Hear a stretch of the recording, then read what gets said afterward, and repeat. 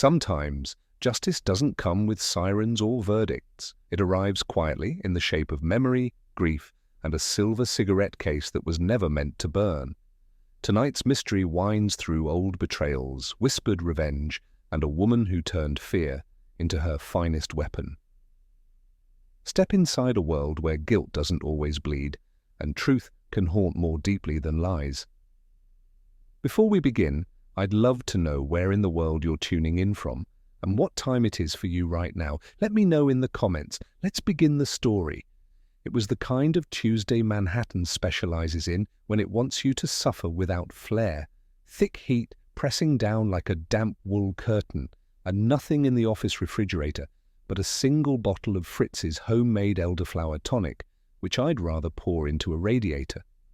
Wolfe had declared it a day unsuited to movement, which was his default classification for days ending in Y, but the temperature gave it extra legitimacy.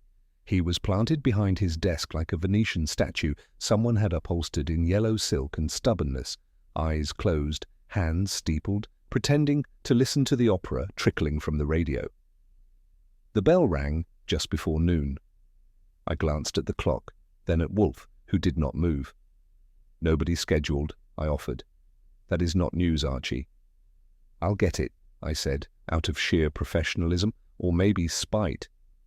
He grunted. That meant he'd already decided they weren't coming in. I walked to the door with the wariness of a man who's had a morning with too little caffeine and too much humidity. I opened it, and what walked in made me forget the heat for a full 30 seconds. He came in cool, expensive, and pleased with himself.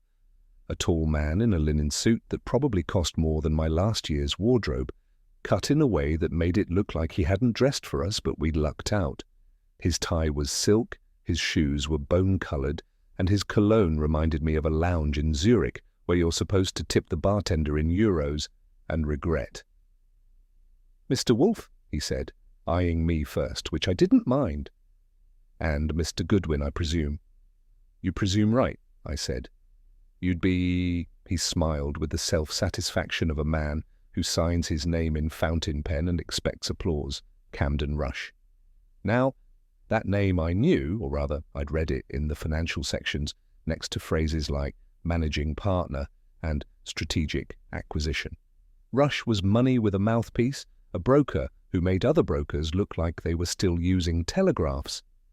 He didn't wait to be asked.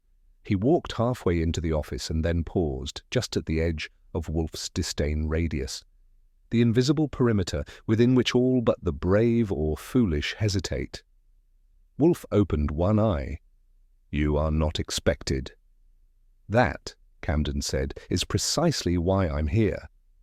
He reached into his jacket and pulled out a polished silver object. I've seen men draw pistols with less drama.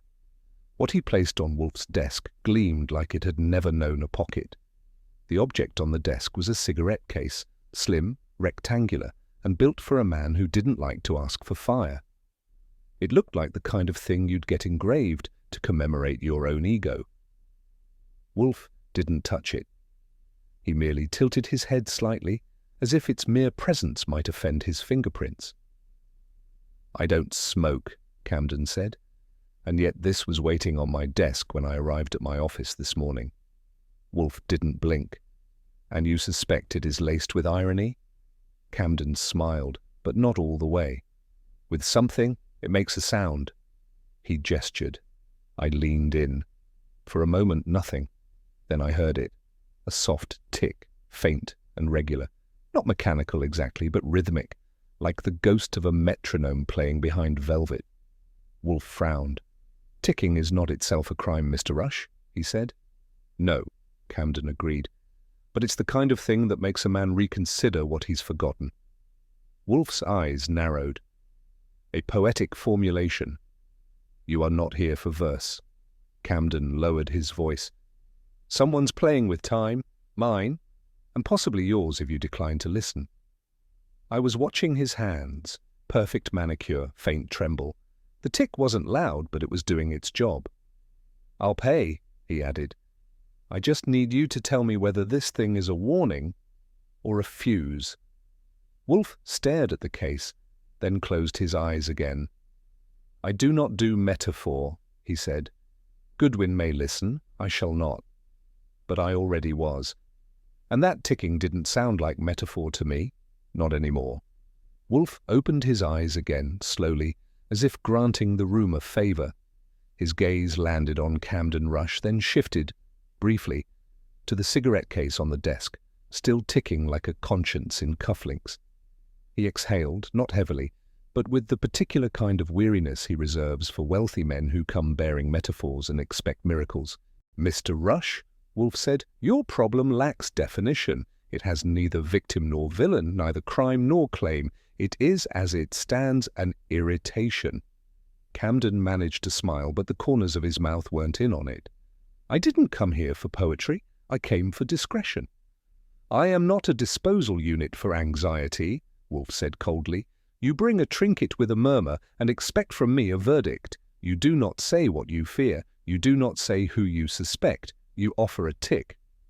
"Someone wants to remind me of something," Camden replied, voice tighter now. "And they want me to be afraid before I remember." I was watching him.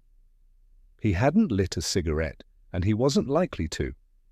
His eyes kept bouncing between the wall clock and the case on the desk like he expected one of them to explode. Wolfe leaned back. "Your time," he said, "is your own. Whether it is running out is immaterial, unless you insist upon wasting mine." And yet, I could feel it. Under Wolfe's contempt, something had begun to interest him. Camden Rush stood, but not like a man leaving a solved appointment. His hands hovered near his pockets, then folded together as though they didn't trust each other. He looked down at the case one last time, still ticking, and let out a sound halfway between a chuckle and a groan. "If I'd had the sense to burn that merger memo," he said, "none of this would be happening." That earned a fractional lift of Wolfe's brow. Camden glanced at me. 10 years ago we buried a mistake under contract, silence and champagne. I thought it was dead, but something's digging."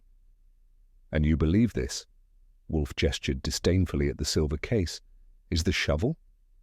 "I think," Camden said, voice low, "that someone's about to blow it open." With that, he turned and walked out, his shoes leaving no mark on the floor, but his words lingering in the air like a match lit in a draught. Wolfe didn't speak. He closed his eyes again, which was his version of dismissing a ghost. But for once, I didn't follow suit. I watched the door for a long moment. You don't have to smell smoke to know something's burning. Dinner that evening was squash blossoms stuffed with ricotta and herbs Fritz wouldn't name, served with a side of silence. Wolfe didn't ask about Camden Rush, which was par for the course. Wolfe believed in digestion without distraction and conversation without appetite. But I couldn't help myself. Over the clink of cutlery and the soft hum of classical music, I found myself replaying Camden's face in my head. The slight tremor at the lip, the dance his eyes had done between clock and case, the sentence that hung like mildew. 10 years ago. Wolfe buttered a roll with surgical precision. I waited. Nothing. When I reached for my beer, he raised one finger. "One more and you'll dull what little perception you possess," he muttered. I nodded. If Wolfe wasn't ready to discuss the ticking case, I'd let it sit. It wasn't the first time something had entered the brownstone unexamined. But it would not stay that way. I read the Gazette every morning with the discipline of a man who suspects the city of trying to outmaneuver him before noon. The obituaries are a particularly underrated section. They tell you not who died, but who was worth writing about. That Wednesday, I found Camden Rush on page 3. He'd collapsed, according to the report, during a speech at the Excelsia Club. The piece didn't get poetic, which I appreciated. It said he seized briefly, then fell, and that a physician on site declared it cardiac. No mention of cigarette cases ticking or otherwise. No witnesses reported signs of distress beforehand. No struggle, no argument, just a man talking about corporate ethics and dropping like punctuation. I read it again, slowly. Then I stood, crossed the room to Wolfe's desk, and dropped the paper in front of him without comment. He looked up. "Something novel?" "He's dead," I said. "Camden Rush, yesterday's visitor, dead by the second paragraph." Wolfe stared at me, then lowered his gaze to the page. He said, which, coming from Wolfe, was somewhere between a gasp and a fire alarm. I didn't mention it to Wolfe that morning, but I kept thinking about the cigarette case. The ticking had stopped. That much I remembered. Or maybe I just stopped hearing it. Either way, Camden hadn't opened it. He'd brought it, handled it, stared at it like it was counting backward, but never once flipped the clasp. And more to the point, he hadn't smoked. Not one. The case was pristine, unused. A man like Camden Rush didn't carry accessories for the look, unless someone wanted him to. I poured myself a second cup of coffee and stared out the window. Midtown was sweating already, and the day hadn't even begun to lie properly. The ticking hadn't been a sound, it had been a signal, and now it was over, but something told me, not done. She arrived just past 10, draped in widow's black that looked less like mourning and more like an executive decision. Renata Rush, born something else I didn't yet know what, had the sort of posture that made you think of boarding schools with strict Latin instructors and cocktail parties with diplomats who never asked twice. Her gloves were kid leather. Her eyes were dry. I led her into the office and announced her name, though Wolfe already knew it. He didn't rise. That would have required something biblical, but inclined his head just enough to satisfy civility.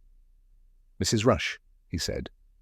"Mr. Wolfe," she returned, her voice level as a ledger.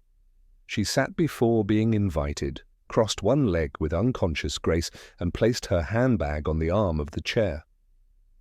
I watched her carefully. She hadn't come to cry, that much was already clear. There was composure, yes, but no grief I could count. "I was told you declined my husband's request yesterday," she said. "I did," Wolfe replied. "Then I expect," she said, folding her gloved hands in her lap, "you'll be less inclined to decline mine." Renata Rush did not waste time. Wolfe appreciated that, though he'd never admit it aloud. She began speaking in crisp, deliberate tones, the kind used for annual reports and autopsies, which in this case weren't far apart. "My husband had not been himself for several weeks," she said. "He was distracted, irritable, and once, just once, I found him pacing. Camden never paced." "Why not?" Wolfe asked. "Because he disliked disorder, even in motion." Wolfe closed his eyes a moment, then opened them again. "And you believed this change to be internal rather than circumstantial?" "I believed," she replied, "that Camden was frightened, and too proud to say so." Wolfe drummed his fingers once, a gesture that meant he was listening harder than he looked. Renata continued. "He didn't name anyone, but he did say something had re-emerged, something he thought was buried, and he was afraid it would explode." I glanced at Wolfe, but he was focused squarely on her, not staring, just listening the way a jeweler listens to a stone click into a setting. "He's dead," she added simply. "And you don't think his heart failed?" Wolfe murmured. I think someone frightened it into stopping." Renata reached into her handbag, not delicately, but with the certainty of someone producing evidence, not sentiment. She removed a flat parcel wrapped in a handkerchief and placed it on Wolfe's desk. "I brought this back," she said. "You saw it yesterday, I'm told." I unwrapped it slowly. The silver cigarette case gleamed in the light, just as it had 24 hours before, but this time the room was quieter, and the case was too. I held it near my ear. "No ticking," I said. "None," Renata agreed. "But last night I found it on my dressing table where I had not left it. I opened it. There was nothing inside, not even tobacco." Wolfe leaned forward slightly, rare as a comet. He didn't touch it, but he regarded it as he might a puzzle box made by a lunatic. His eyes narrowed. "Permit me," he said. She nodded. Wolfe gestured, and I passed it over. He opened it, inspected the hinge, sniffed once, and then peered at the interior. "There," he murmured. "What?" I asked. He held it at an angle. I stepped closer. Just along the inner seam, barely visible, was a small crescent of scorched metal. Not enough to suggest fire, but something chemical, controlled, calibrated. "Was your husband in the habit of storing heat inside his accessories?" Wolfe asked dryly. Renata blinked. "Of course not." "Then someone else was," Wolfe said. He shut the case and handed it back with 2 fingers, as if it had made its point already, and just needed someone to listen. "I've seen grief take a dozen shapes, and some of them don't involve tissues." Renata Rush, for all her black silk and composed vowels, wasn't grieving in any of the usual modes. No tremble at the wrist, no drifting silences, just efficient diction and a gaze that seemed more forensic than nostalgic. After Wolfe resumed his vegetative posture, I accompanied her to the hall with the pretense of courtesy and the real intent of curiosity. "Your husband," I began, "seems to have had a talent for finance. Did he apply it to matrimony too?" Her mouth curved, not quite into a smile. "If you mean, was my marriage a transaction? No more than most." "Comfortable arrangement?" I asked. I would have said stable, but then again, I'm not the one who left a ticking cigarette case on a desk and died a few hours later. She met my eye then, steady, unblinking. There was something behind it, not grief, not guilt, something archived, catalogued. "I loved him, Mr. Goodwin," she said. "Just not the way he wanted." That was the closest she came to sentiment, and it hung there like smoke that hadn't chosen a direction. After Renata departed with all the finality of a verdict, I spent the next few hours dredging up Camden Rush's professional past. The public side of it was clean and impressive. Founder of Stratton Rush Holdings, key player in 3 mid-size mergers, and a man who apparently gave keynote speeches with enough polish to make Forbes blush. But the deeper you went, the more interesting it got. There had been 4 of them at the beginning. Camden, Bryce Stratton, Edmund Sloan, and Andrew Lafetty, a quartet of financial whiz kids who turned leveraged buyouts into high art, or at least high revenue. They were quoted together, celebrated together, photographed together.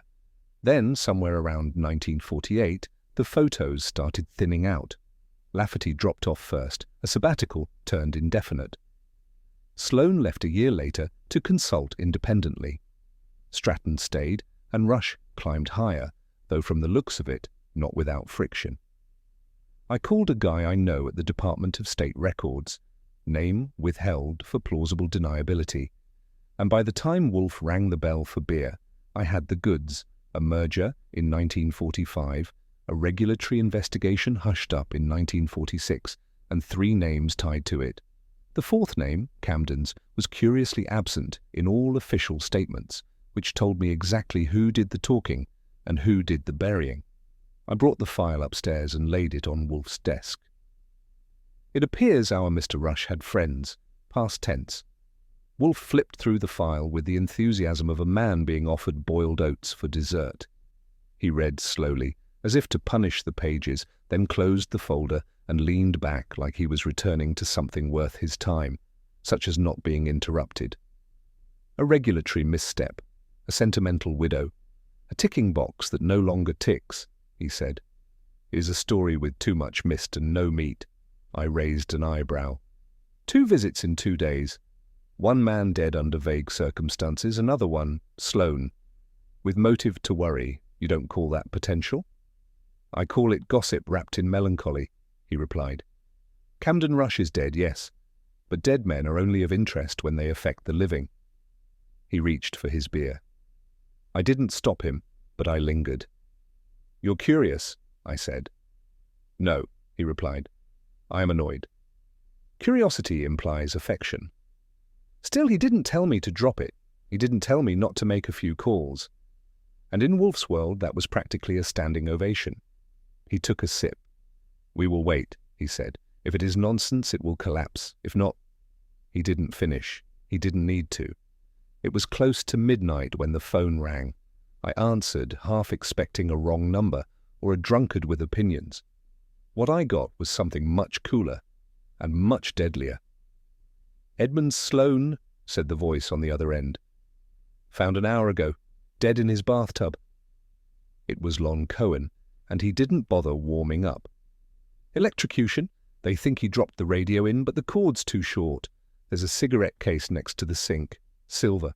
Same make as the one from yesterday." I thanked him and hung up. Then I walked into the office. Wolfe was still in his chair, his usual hour for digesting both food and facts. He looked up as I entered. "Sloane's dead," I said. "Electrocuted in his tub, and the case was there." He didn't speak, just blinked, slowly. "You said you'd wait," I reminded him. "I did," he murmured, "and the story has not collapsed." He leaned forward slightly. "It has begun to sharpen." I nodded, knowing full well what that meant. Tomorrow we would stop waiting and start listening, properly. Wolfe never liked coincidences. He tolerated them in opera libretti, but not in life, and certainly not when they rang the doorbell. When Edmund Sloane turned up dead in his bathtub with a silver cigarette case by his side, the second man in 2 days, linked to the late Camden rush, I didn't need a brass band to tell me Wolfe would have to budge. Of course, budge is a generous term.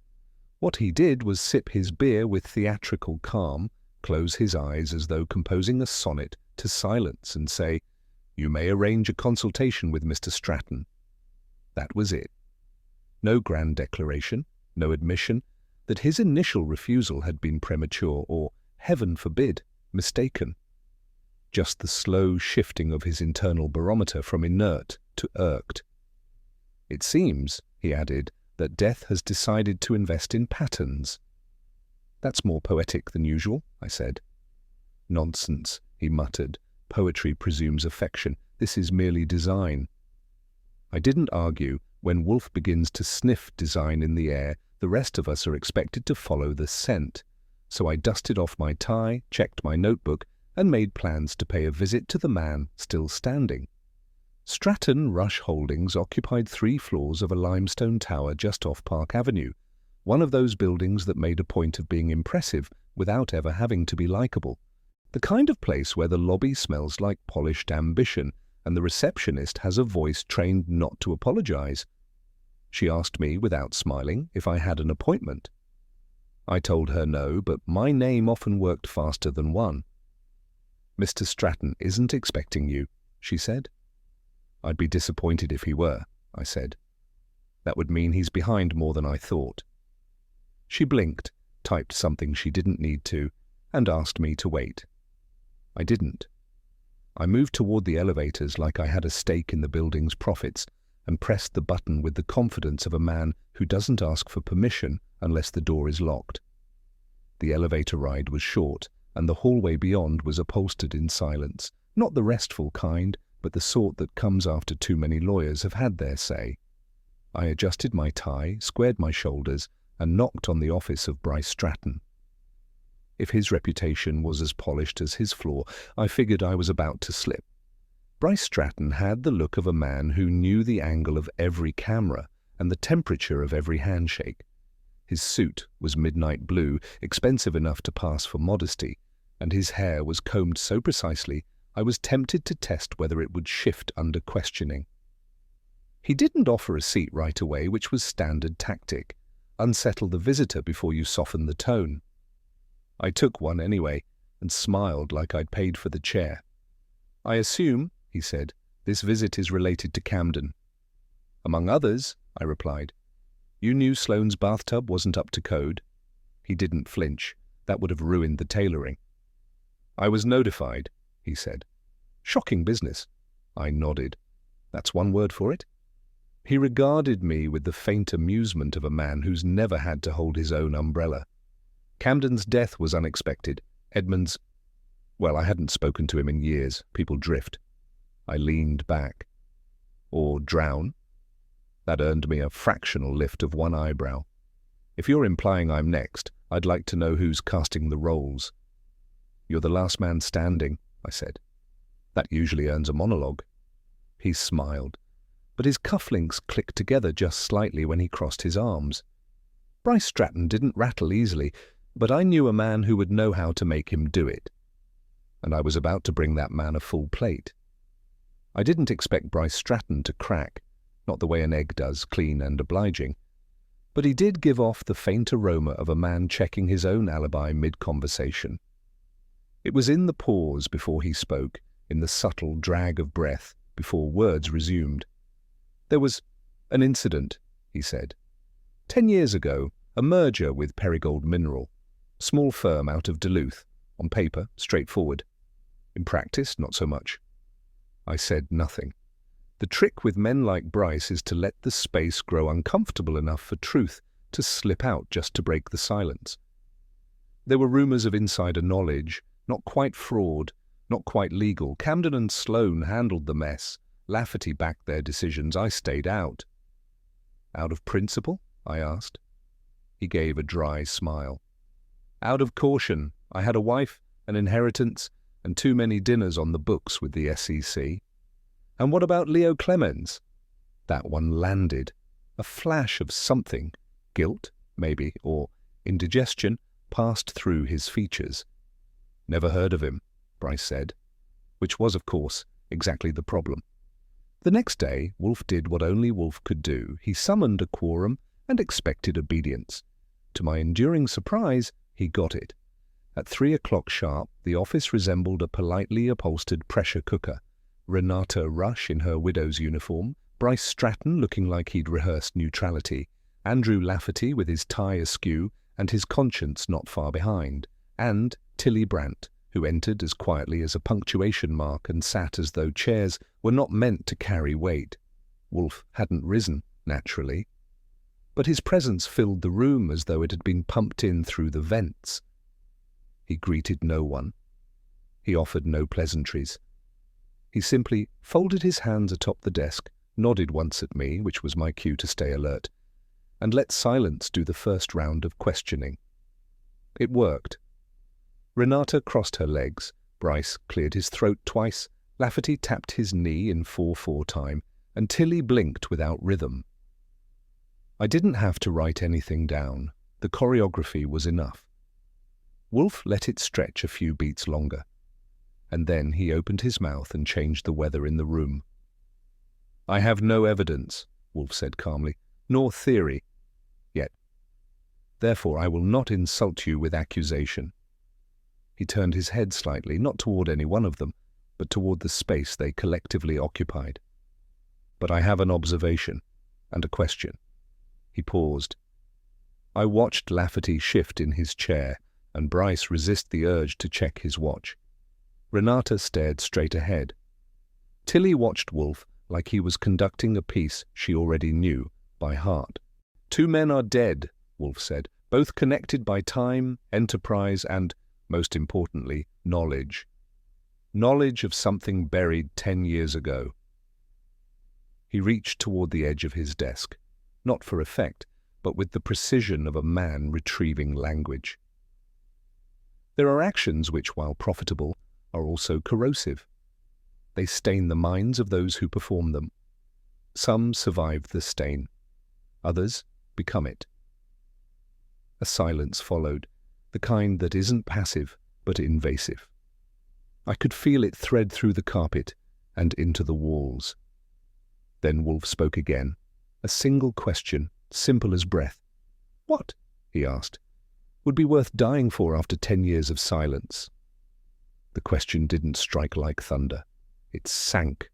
Bryce exhaled through his nose. Renata blinked once. Lafetty looked away. And Tilly Brandt? She closed her eyes. That was the moment Wolfe sat back. He knew the answer had already begun to surface. After Wolfe's question, no one answered. Not in the verbal sense, but everyone left a reply behind. Renata rose with the grace of someone too dignified to appear rattled. Bryce offered a handshake Wolfe didn't take. Lafetty muttered something about traffic, and Tilly Brandt, last to stand, paused at the door, her hand lingering on the frame a fraction longer than etiquette required. Once they were gone, Wolfe didn't move. I watched him for a moment, debating whether to say something appropriately pithy, Instead, I just said, "They twitched." He nodded. "Some more than others," he replied, which in Wolfe's dialect meant, "The music has started, and someone's already off key." It came at 8:43 that evening, a slim box delivered by a young man with more speed than context. I signed for it and brought it to the office, where Wolfe was still planted, reading a monograph on truffle cultivation as though murder had taken the day off. He didn't look up until I set the box on the corner of his desk. "No return address," I said. He glanced at it, frowned, and motioned for me to open it. Inside, another silver cigarette case, identical make, immaculate, and faintly ticking. Wolfe didn't speak. He leaned in, listened for a moment, and then sat back with his usual elegance. "It seems," he said, "that we have been invited to join the pattern." I didn't need to ask what came next, because this time the ticking was for him. It was Fritz who found it, which was poetic in a way Wolfe would never appreciate. The man had been on his way to polish the brass on Wolfe's desk lamp, part of his Thursday afternoon ritual, when he noticed the slim parcel sitting square in the centre, wrapped in brown paper and tied with an economy of flourish. Fritz didn't touch it. He simply cleared his throat the way he does when he finds something in the house that isn't supposed to breathe. Wolfe looked up, followed the gesture, and frowned. "Did you place that there?" he asked me. "No, sir," I said. And unless Fritz has taken up cryptic gift-giving, I'd say we've had another caller. Without a ring of the bell, or a whiff of cologne. He gestured, barely, and I stepped forward, pulled the twine, and revealed what we expected. A cigarette case, identical to the others. Only this one had a faint vibration beneath its polish, like a heartbeat trying not to be noticed. I held it up. "Ticking," I said. Wolfe didn't answer. He leaned forward, gazed at it for a long moment, then leaned back with the air of a man who'd just been handed a pawn, already halfway across the board.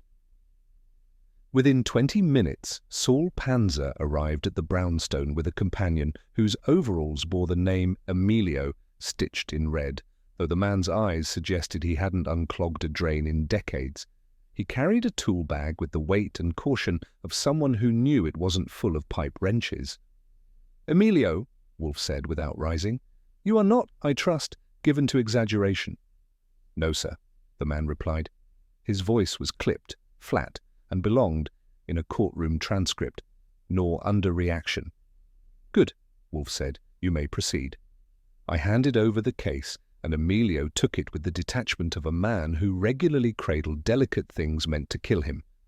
He held it to his ear for 10 seconds, frowned, then set it down and unzipped his bag. Saul and I watched from opposite corners of the room, his silence tactical, mine curious.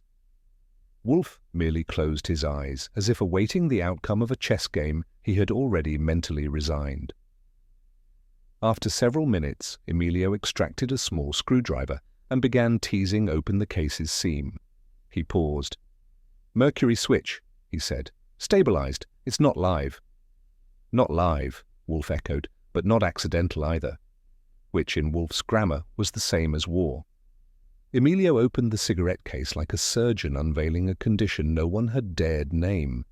Inside, nestled with the intimacy of intent, was a slim circuit lined with the kind of wiring that suggested a good education in destruction.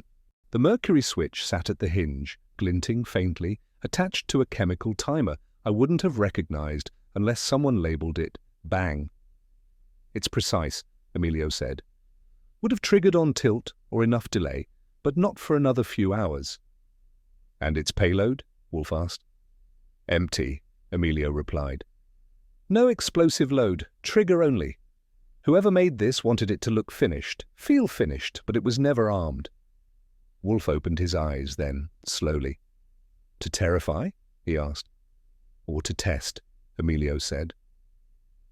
Wolfe gave a slight nod, the kind that passed for genuine interest in his native language of disdain. "Either motive implies orchestration, not impulse." He motioned to Saul. "The device is to be sealed and recorded.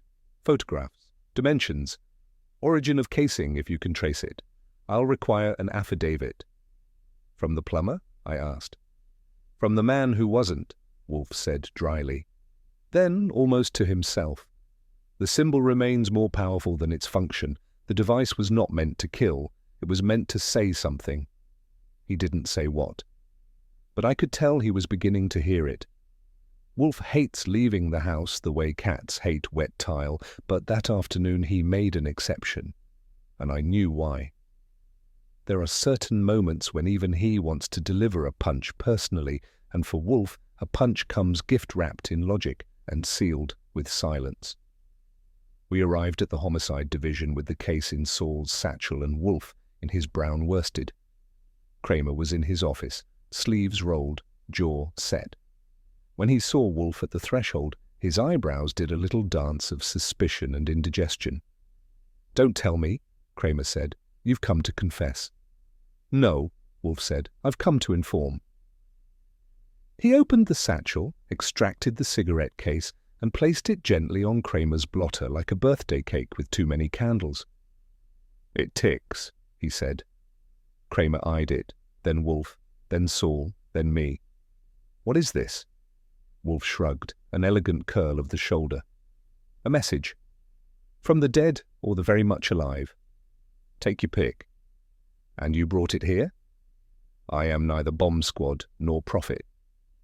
"You're a pain in the ass," Kramer muttered. "That too," Wolfe said, "but a punctual one." As we turned to leave, Wolfe did not look back. He had dropped his pebble in the pond. Now he intended to watch the ripples from home. I'm not one to gossip unless it's professionally warranted, and in this case it was. Tilly Brandt had drifted through our narrative with the poise of someone used to being overlooked, which in a room with Wolfe, Renata, and a ticking cigarette case is a talent. But names leave trails, and trails leave shadows. I started with the social column clippings. Back in 1947, one Matilda E. Brandt had been engaged to Andrew C. Lafetty, the firm's youngest partner, and at the time, its golden boy. They'd appeared together at a benefit gala for wounded veterans. White tie, white gloves, and white lies, apparently. Because by the end of that summer, the engagement was quietly shelved. There were no newspaper notes, no scandal items, just a few lines in the Gazette noting that Miss Brandt has resumed her duties at Stratton Rush Holdings. That kind of phrasing tends to hide more than it reveals. I called a retired secretary who'd worked on the 20th floor in those years and remembered Tilly. Her tone turned hushed when I asked what happened. "All I know," she whispered, "is that Lafetty got cold feet. And there was another woman, Renata, something. Back then she wasn't Mrs. Rush yet." That put a chill on the page. By the time I brought it to Wolfe, he was halfway through a slab of poached trout and halfway through pretending I didn't exist. I let him finish both. When I mentioned Tilly's broken engagement and Renata's proximity, he made the kind of noise he reserves for ideas that aren't stupid, just incomplete. "I'll dig deeper," I said, and he nodded once, which in our dialect meant, finally. Tilly wasn't hard to reach. She lived in a modest walk-up on the east side and worked mornings only. I caught her just as she was returning from the grocer, and to her credit, she didn't pretend she didn't know why I was there. "Yes," she said, setting her bag down. "There was a man." "Clemens?" She froze for half a second. Not long, but long enough to suggest the name hadn't been spoken aloud in years. "Leo Clemens," she said. "He worked in audit, briefly. Junior analyst. Quiet, brilliant, idealistic." She stared at me. "He thought the merger in 1945 was crooked, said it smelled like cooked books and political favors. He brought it to Sloan. Camden silenced it, and Lafetty delivered the check." "Blackmail?" "No," she said, her voice hardening. "A bribe, to keep him quiet." "And did it?" "Number, but it ruined him. He was fired 2 weeks later. No references, no prospects. He disappeared." I didn't ask how she knew that. The way her voice cracked told me she'd been listening ever since. I traced Leo Clemens the way you trace a name on old glass, carefully, and knowing the cracks will lead you somewhere. He'd checked into a boarding house in Brooklyn in 1949. Bay Ridge, near the train tracks, where the wallpaper peels like bark and the plumbing answers to no one. The landlady was 90 if she was a day, and more interested in my hat than my questions, but the register spoke for her.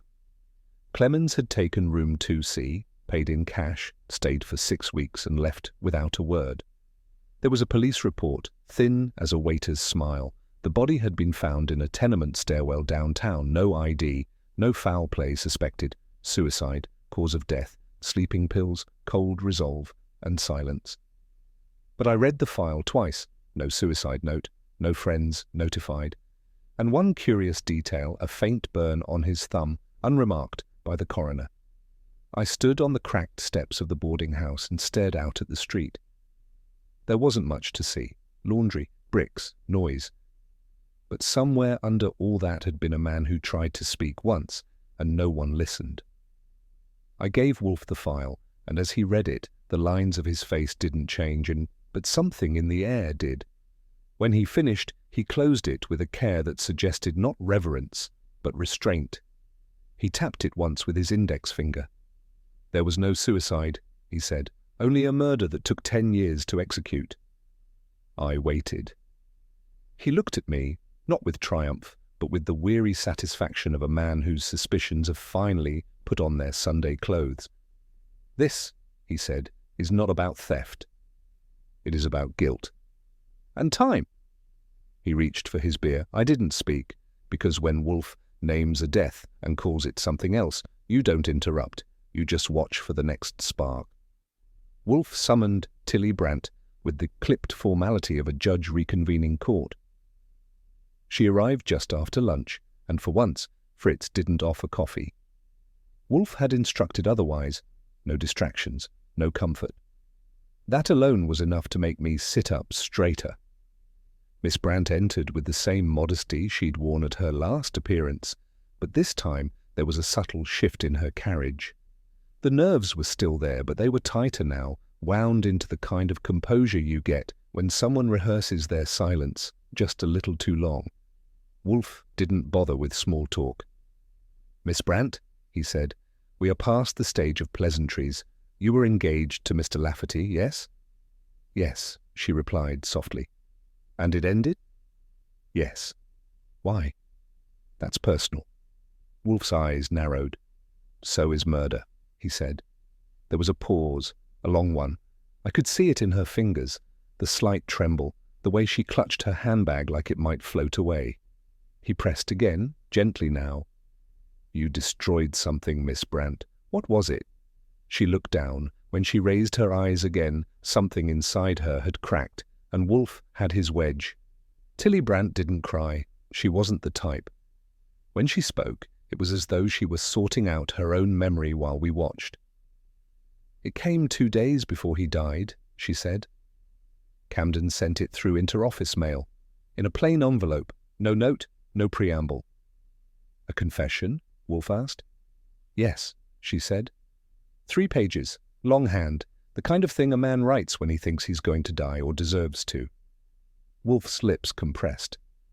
"What did it say?" She shook her head. "He named names, his own most of all. He said he'd ruined a man, Leo, and then built his life on the silence that followed." She paused. "He said the case had been returned to him, that someone knew, that he couldn't carry it anymore." Wolfe leaned forward a fraction, his version of baring teeth. "You destroyed it?" "Yes." "Why?" "Because if I kept it, I would have had to act. I would have had to show it to someone, to Lafetty, to the police, maybe even to Renata. And I wasn't ready to start that war." Wolfe's tone chilled. "You preferred ambiguity to justice." "No," she said, her voice brittle. "I preferred control." He leaned back, unimpressed. "And now?" Her mouth tightened. "Now I don't think anyone's in control." Which, coming from a woman who had burned a confession to keep the peace, was perhaps the most truthful thing she'd said all day. If Wolfe was the mind on this case, I was the legs. And that meant climbing into the archives of Stratton Rush Holdings, which smelled like ink, dust, and secrets too polite to yell. The firm had kept everything: photographs, newsletters, cocktail menus from company banquets no one remembered. I flipped through boxes until my fingers ached, but eventually I found it, a photo taken at the firm's 1945 Christmas gala. It was black and white, but it radiated intent. Leo Clemens was in the foreground, smiling in that reserved way men do when they've learned too early that ambition and decency don't always sit at the same table. His arm was around a woman, Renata. She was laughing, not posed, caught in motion. I stared at it for a while.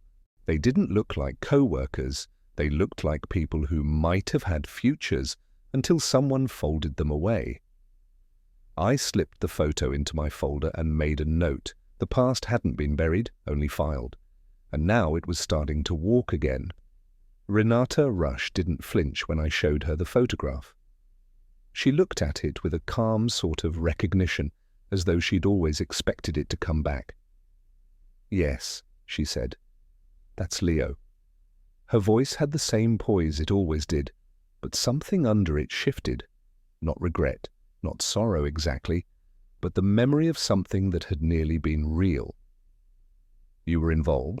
"Yes, briefly, until he realized what kind of world he was working in." "And Camden?" She exhaled. "Camden didn't take him from me. I gave myself away." "To security? To inevitability?" I sat back.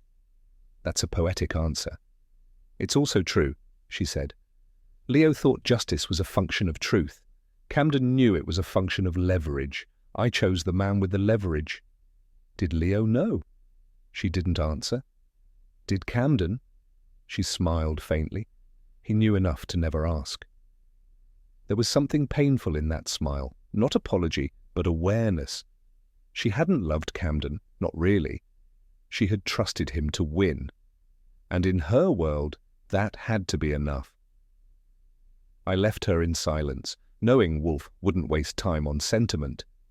But I also knew he'd use it. It was just after 4 when the phone rang. Not the business line, but the private one, which Wolfe tolerates only because it's rarely used. I answered, and Bryce Stratton's voice came through tight and clipped, like he was trying not to crack his veneer all at once. "It's Lafetty," he said. "He didn't show up to a meeting. I went to check. He's in his garage, still breathing. Barely." Wolfe, who had heard enough from the first word, motioned for the receiver. I handed it over. "Where?" Wolfe asked. I jotted the address as Stratton gave it. Wolfe's voice didn't change, but his fingers drummed once on the armrest, a rare indulgence in physical emphasis. "Call the police and the ambulance. Do nothing else. Mr. Goodwin will be there in 20 minutes. He hung up and looked at me. "Archie, go."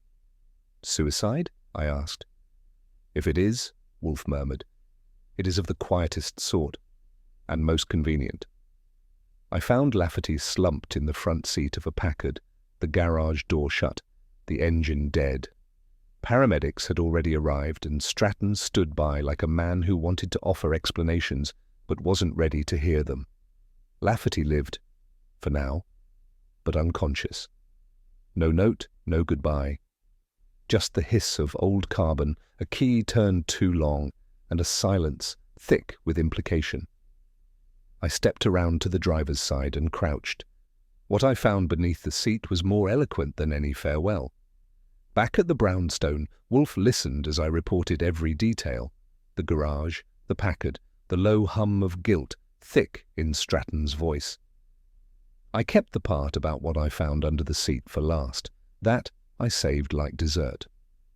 When I finally set it on his desk, the warped silver case, heat-puckered and slightly sooted, Wolfe didn't react immediately. He didn't reach for it.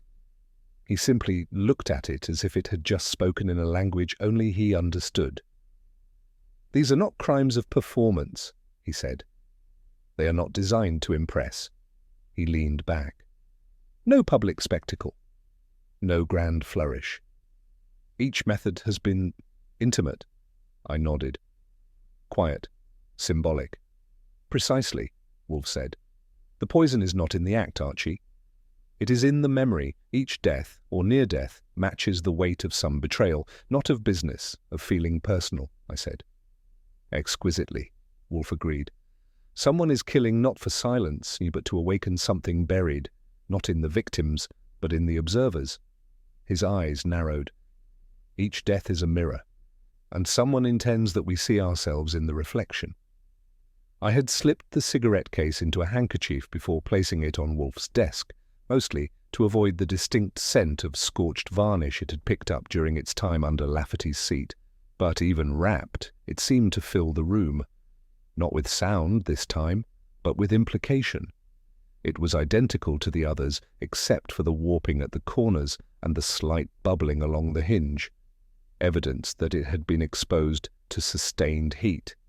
But the most damning detail was the deformity at the clasp. It hadn't melted open, it had been sealed, and meant to stay that way. Wolfe tapped a finger once on the cloth. Not an instrument, he said, but an emblem. Of what? He didn't answer right away. He rarely did when the answer was already forming too quickly for his mouth to catch it. Of restraint, he said finally. Of control so deliberate it mimics passivity. This was not meant to kill him. It was meant to be found. I leaned back. So Lafetty's supposed to feel grateful he didn't die? Wolfe looked at me flatly. No, he said, he's supposed to feel watched. And if Wolfe was right, someone still was. There's a particular atmosphere in the brownstone when Wolfe decides to unsheath his mind. It's not noisy, it's not theatrical. It's more like the barometric pressure drops and the orchids upstairs lean in ever so slightly, waiting for thunder in the form of a predicate clause. That afternoon, he sat behind his desk like a man presiding over the reading of a will, his own, perhaps, given the solemnity. I'd taken the liberty of polishing the chair arms and setting out fresh ashtrays, though no one smoked in Wolfe's presence unless they wanted to be disemboweled with syntax. They came as summoned, Stratton first, already pale from the incident in the garage, Tilly Brandt next, with her usual calm that made you wonder what she wasn't telling you, Andrew Lafetty, newly pink from oxygen, and the embarrassment of surviving something he maybe hadn't meant to. And lastly, Renata Rush, who entered the room as though it belonged to her, and she had merely been away. Wolfe didn't rise, of course. He didn't even incline his head, but when he spoke, the air tightened around the syllables like it was afraid to move too quickly. Gentlemen, Miss Brandt, Mrs. Rush, we have now passed the point of polite inquiry. Henceforth, your evasions will be treated as admissions. He turned his gaze to me, not as instruction but punctuation. I have declared war, he said. You will all conduct yourselves accordingly. And if they thought he was bluffing, they hadn't yet learned what it meant when Wolfe chose not to shout. It was never Wolfe's custom to accuse directly, not unless the floor had already been cut from beneath his opponent. So when he said, almost languidly, Mrs. Rush, you orchestrated these deaths with the delicacy of a concertmaster? The silence that followed was a suspension bridge with frayed ropes. Renata didn't flinch. She crossed one ankle over the other, laid her gloves in her lap, and offered a smile that was half amusement, half widow's veil. That's rather dramatic, Mr. Wolfe, she said, and flattering in its way. I've never been accused of orchestration before, only ambition. You misapprehend, Wolfe replied. Ambition leaves men bankrupt. You've left them dead. To that, she laughed. Soft, rich, and precisely measured. What a world, she said, where asking for truth is mistaken for vengeance. I watched Wolfe closely. He didn't blink, didn't speak, just let the sound of her voice settle in the room like a perfume, expensive and designed to mislead. If I'd wanted revenge, she continued, I wouldn't have waited 10 years. I'd have acted while Leo's shoes were still under my bed. And just like that, she said his name. Leo, Like it was a glass, she had no fear of shattering. We heard the front door crash open like an unpaid bill. Fritz's usual civility was nowhere to be heard, which meant he'd been pushed aside, and only one man in New York could make Fritz step off his axis without a declaration of war. "Wolfe!" came the voice, halfway between a bellow and a court summons. Inspector Kramer, cheeks full of storm cloud, planted himself just inside the office like he had the legal right to exhume the furniture. "You arrogant inspector," Wolfe interrupted, calm as cream. "Do sit. Or shout. I doubt you can manage both with coherence." Kramer didn't sit. He jabbed a finger toward Wolfe like it held the force of the state. "You had that case, the one with the ticking. You had it delivered, you smug son of a—" "You presume," Wolfe said, "that I owed you a warning, but I owed you the truth, and I delivered it, intact." Kramer turned to the room. Renata, Stratton, Brandt, Lafetty, and his eyes narrowed like a man who'd just found the chamber before the bullet. "She's our suspect," he said grimly. "You're all staring at her." Wolfe folded his hands. "Then by all means, Inspector, convince her." And for the first time, Renata's smile faltered. Barely.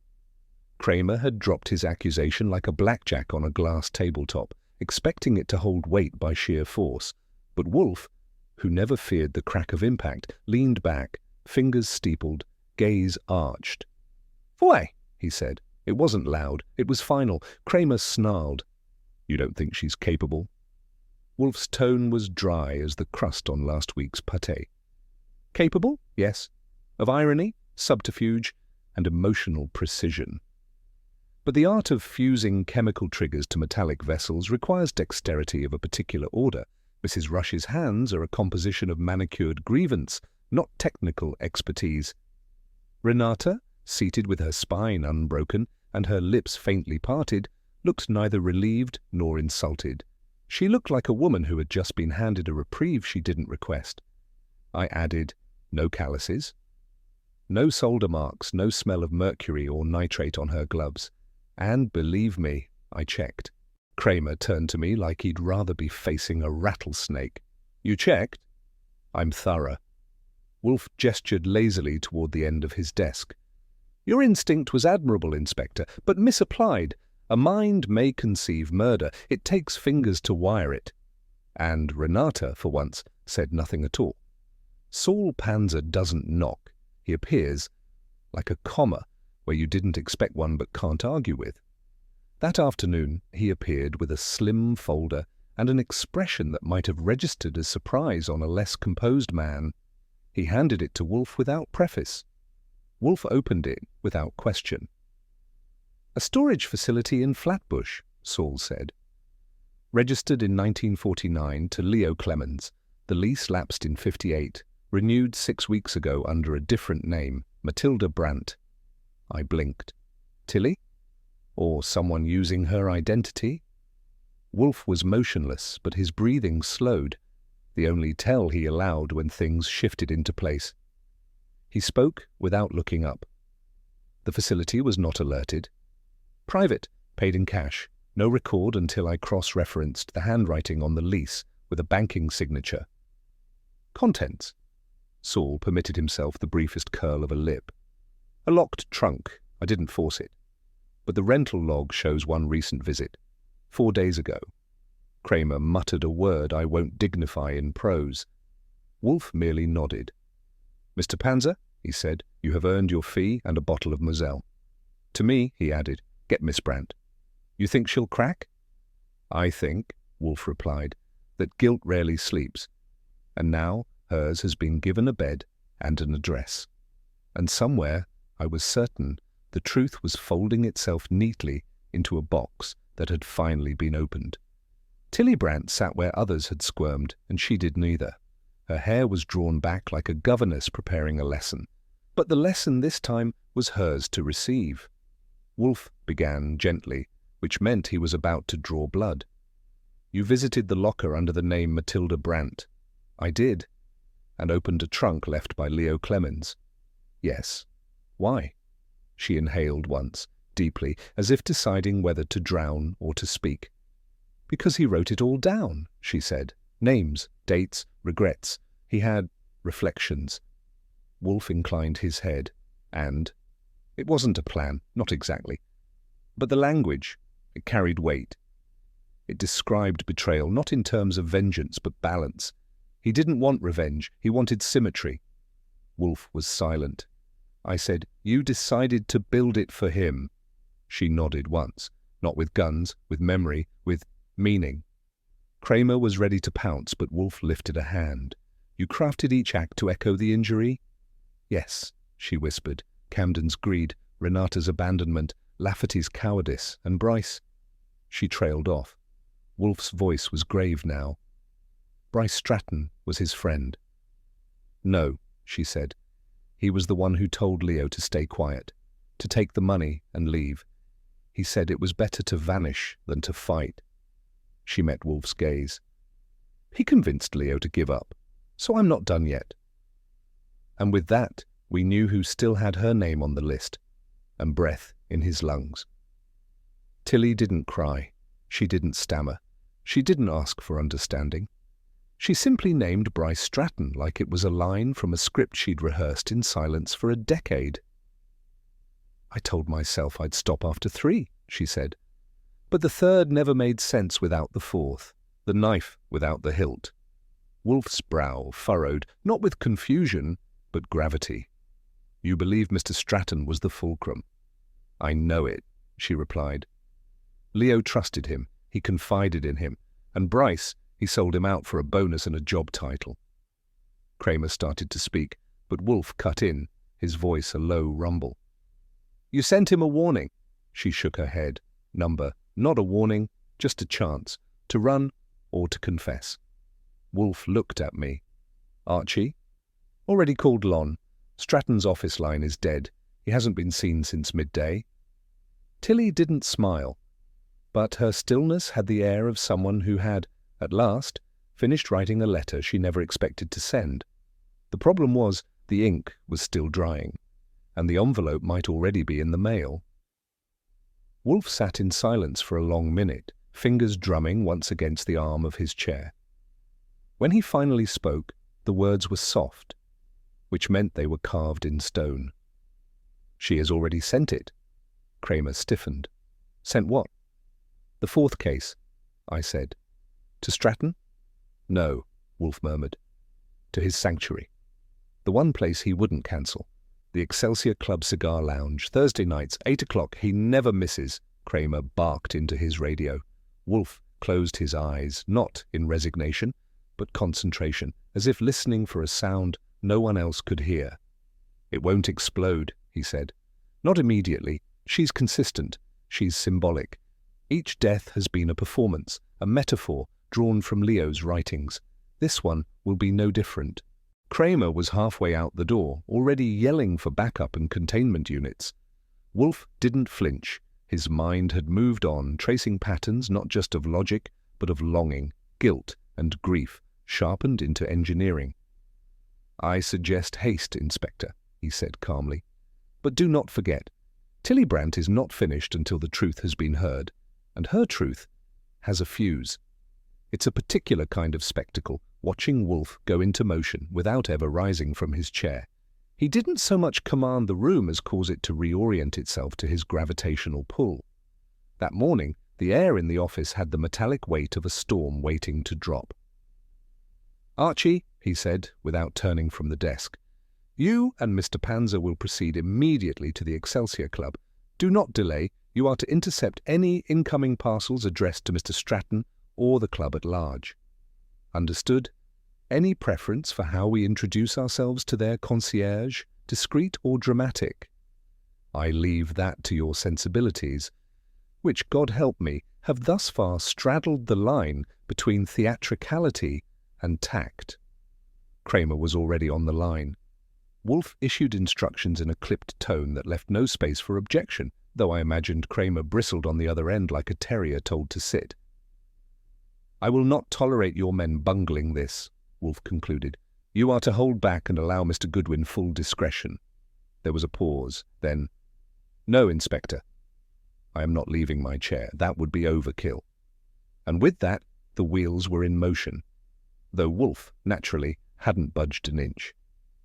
The Excelsia Club was the kind of place where slippers outnumbered suspicions, and the only thing more polished than the brass was the silence. Saul and I split up in the foyer, agreeing by nod to converge at the mailroom in 6. But fate had its own idea of punctuality. I caught sight of the porter, a lean fellow with a nose like a plumb line and a gait that spoke of inherited arthritis, just as he stepped off the elevator with a small parcel wrapped in silver foil, club crest affixed like a wax seal. "Hey," I said, inserting myself politely but firmly between him and the front desk. "Mind letting me take a look at that?" He blinked, unimpressed. "Just a delivery." "For whom?" "Cigar lounge. Said to place it on the bar." I showed him credentials that implied federal authority and a very low tolerance for poetry. Reluctantly, he handed it over. There it was, compact, cool to the touch, and humming with the quiet threat of something meant to linger, not shout. I turned to Saul, who had materialized beside me like a loyal ghost. "Looks like we're just in time," I said. "Let's see if it's smoke or fire." The wrapping came off like it had been done by someone who'd learned gift etiquette in finishing school. Deliberate folds, no haste. Inside, a velvet-lined box, and nestled within that, a silver cigarette case that shimmered with too much intention. Saul opened it with a hand steadier than mine. He had a way of making suspense look like arithmetic. Inside, ash, just that, fine, grey, and quietly final. No device, no ticking, no trapdoor mechanism, just the last breath of a fire that had never been meant to burn. Saul murmured, "She wanted it found." I nodded. "A performance, not an execution, a memory in miniature." We searched the case for inscriptions, hidden slots, chemical residue, nothing, just ash, and a faint whiff of cedar and clove. "She must have burned something," I said, "something that mattered." Saul tapped the ash gently, like he expected a word to rise from it. Or someone. I pocketed the case and motioned toward the exit. "Wolfe'll want this." He didn't reply. He was already thinking ahead. And so was I. Because whatever Tilly had done, this wasn't the last line in her script. Back in the brownstone, she waited where Wolfe had instructed, not in the red leather chair, but on the far settee, like a guest returned to settle an old account. She wore grey again. It wasn't penitence, it was memory, dyed into fabric. Wolfe leaned forward just enough to fold his fingers, then looked at her with something I can only call fatigue. Not physical, but metaphysical. "The case was empty," he said. "Yes." "Only ash." She nodded. "What did you burn?" Her voice, when it came, wasn't fragile. It was distant. The last page of Leo's journal, the one where he forgave them. Wolfe closed his eyes. "I thought it was weak," she said. "I thought he was lying to himself." "You preferred rage?" "No," she said. "I understood it. But then I realized he meant it. He really did. Even Stratton.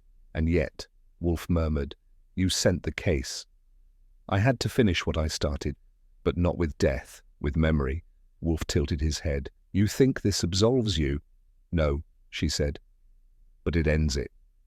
There was silence. Not the uncomfortable kind, but the kind that means something unspoken has finally settled into place. I watched her then, and for the first time I saw not a conspirator or even a woman grieving, but someone who had once loved fiercely and miscalculated the shape of justice. Wolfe let out a long breath through his nose. "Very well," he said, and just like that the fire was out. But the smoke still lingered. Tilly Brandt didn't cry, she didn't tremble, didn't apologize, and didn't ask for permission to explain. She merely sat there, spine straight, fingers resting together, as if she were about to take dictation from a ghost. "I didn't want to kill them," she said, voice level as a spirit level. "I wanted them to feel it, the dread, the waiting." Wolfe, behind his desk, made a sound that could have been interpreted as either interest or indigestion. You attempted to replicate Leo Clemens's interior life. Yes. The months he spent wondering which smile hid betrayal, which silence meant abandonment. You do not deny that you constructed the mechanism. I constructed the message, she said. Not the mechanics, I had help, but the design was mine, the fear was mine. Wolfe leaned back, his eyes half-lidded. And you considered that justice? I considered it balance. She looked at me then, not for sympathy, but to measure the impression she'd made. I didn't offer much. You see, she added softly, fire ends quickly. Dread lingers. Wolfe lifted a brow. You are correct. It does. Even now it lingers still. And it did. Even in Ming. When Wolfe reached for the phone, it was not to claim victory but to return order. Inspector Kramer, he said, after the requisite bark on the other end, I have in my office one Matilda Brandt, who has information relevant to your case. I sat in the red chair, watching the words land like pebbles dropped into deep water. She should not be charged with attempted murder, Wolfe continued, as if it were a note on an invoice.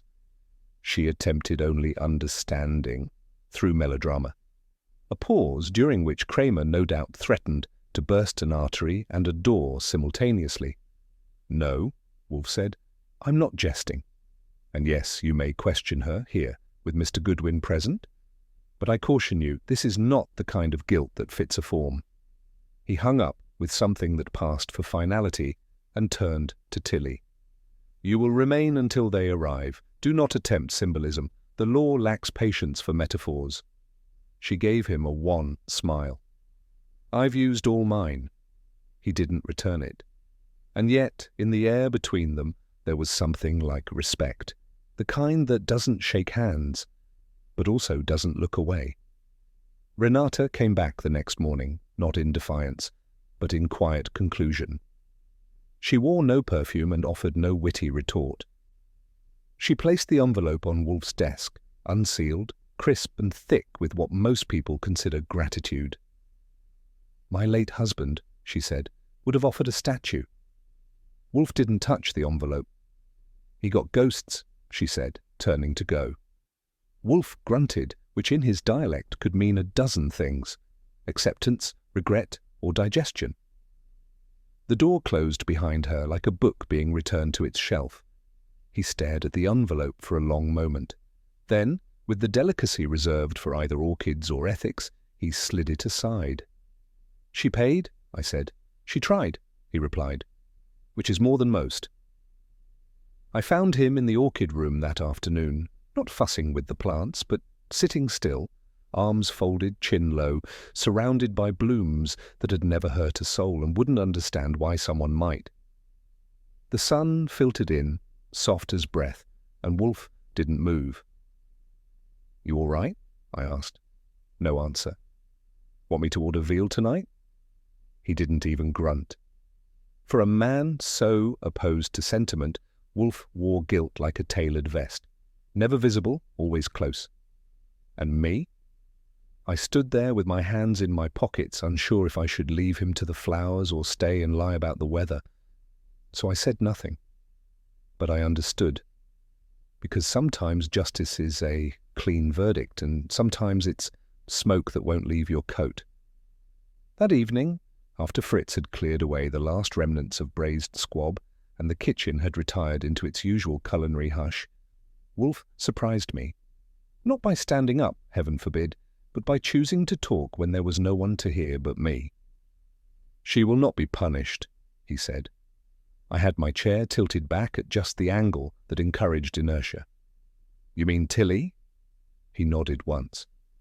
Not in the sense the law understands, and perhaps not in the sense you do either, Archie. I'm a simple man.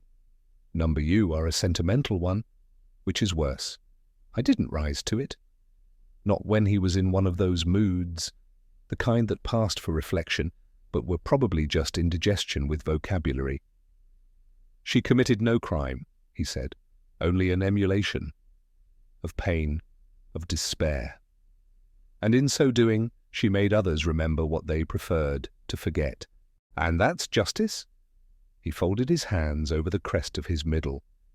It is something like it. I didn't argue. I'd seen men swing for less and walk free for worse. The next morning, Wolfe took his seat with the conviction of a man who knew the world would turn more agreeably if only everyone remained precisely where they were. I was halfway through the Gazette when he dropped a phrase that sounded suspiciously like philosophy. "She didn't kill men," he said. "She killed their consciences." I looked up. "And you're praising that?" "Don't be boorish." He reached for his glass of milk as if it were a gavel. I said it was opera, not ethics, tragedy composed in minor chords, played without an audience. "I don't know." Kramer might have tapped his foot. Wolfe grunted. She was not vengeful, she was theatrical, and unlike vengeance, which seeks satisfaction, theatre seeks meaning. She wanted them to squirm beneath the weight of what they'd done, not bleed for it. "That's a fine distinction," I said, "but it still sounds like a compliment." "It is a classification, not a commendation." There was no point trying to press him when he was in taxonomical mode, but still the image stayed with me. A woman with a dead man's journal, crafting scenes out of guilt and silence, and setting them loose like ghosts. Kramer came by unannounced, as was his style when he wanted to be offended before even knocking. I let him in, of course, and he grunted past me with the air of a man about to demand a refund for a meal he'd secretly enjoyed. He didn't sit. "She's not going to jail," he barked at Wolfe. "You know that." Wolfe, in his chair, didn't rise to the bait. "Yes." "I can't prove anything. No fingerprints, no detonators, no witnesses. You made sure of that." "No," Wolfe said calmly. "She did." Kramer looked like he was deciding whether to erupt or exhale. He chose the latter. "I still think she's dangerous." Wolfe allowed himself a half-smile. "So is memory, Inspector, and just as persistent." Kramer's mouth twitched, which for him was nearly an embrace. "One of these days I'm going to walk in here with cuffs and no patience." "I shall endeavour to be decent about it," Wolfe murmured. The inspector turned toward the door, then paused. "You could have told me earlier." "I could have," Wolfe agreed, "but it would have robbed you of the pleasure of discovering nothing." Kramer left. I closed the door behind him, not quite sure which man had won. Fritz brought it in after breakfast, a white envelope with the crest of Renata Corville and a cheque folded inside, accompanied by a note that managed to be brief without losing its fragrance. I carried it into the office and set it down on Wolfe's tray like it was a dish he wouldn't touch. He didn't. He read the note. He glanced at the cheque. Then, without a word, he leaned back, eyes closing as though she had mailed him silence and he was tasting it for texture. "You want me to return it?" I asked. He shook his head. "Leave it." "But—" "Leave it." So I did. And for 3 days it stayed there, uncashed, unacknowledged, and undisturbed. Like a final line in a play no one dared applaud. The cheque wasn't what stuck in my craw. It was the way Wolfe looked at it and saw the end of something while I kept circling back to the middle. The middle being this: Tilly Brandt didn't kill a soul. Not with powder or fuse or blade. And yet, that night, as he was halfway through a bottle of beer and I was pretending not to notice how quiet it had gotten, I asked it. "If the truth gets someone killed," I said, "who's the guilty party? The one who told it, or the one who lived it?" He didn't move. "You're not drinking?" "I'm asking." I noticed. He let the silence stretch. Wolfe enjoyed his silences the way some men savour tobacco, slowly, with a hint of smoke curling under the lid. "Is she damned?" I asked. That got him. His eyes opened, heavy-lidded and calm. "Damned?" Leo's truth made her a weapon. That's what she was, wasn't she? A weapon no one saw coming. Wolfe said nothing. Not yet. But the curve of his mouth wasn't indifference. It was the shape thinking takes when it has nowhere to go. He finished his beer. The way he set the bottle down told me the discussion was over before it began. But I've learned to wait out bigger men with smaller hearts. "You're stalling," I said. Wolfe sighed. "No, Archie, I am refusing." "To answer? To pretend?" He folded his hands as if he were praying to logic. "I solve puzzles. I do not grade souls." "That's a dodge. Number it is the only dignified response to a question born of sentiment." "You're telling me morality's sentimental?" "I'm telling you it's imprecise. Justice, vengeance, forgiveness, all vulgar attempts to sanitize what is, by nature, unsanitary." "You really think that?" "I know it." I watched him for a while. Not because I doubted the words, Wolfe never fired blanks when it came to opinion, but because I wasn't sure if what he said matched what he felt. "You're awfully talkative for a man who claims disinterest." "That's because you're awfully persistent for a man who claims simplicity." He closed his eyes again. The room exhaled with him. The question, unanswered, remained. Not dead, just parked. Somewhere between the ashtray and the conscience. By noon the next day he was in the greenhouse. I found him there, naturally, surrounded by cymbidiums and cattleyas, all blooming as if war had never existed. He didn't speak, and I didn't ask him to. Wolfe among his orchids is a sight you never forget. There's no performance, no defense, just him and the plants, each practicing their own version of arrogance. But that day I watched longer than usual, and noticed what I wasn't supposed to. Not a tremor in his hand. Wolfe doesn't allow tremors, not a change in expression. He buries those like a banker buries guilt. What I noticed was the faint delay when he reached to adjust a stem. A hesitation. A pause, so small it would have disappeared in most men.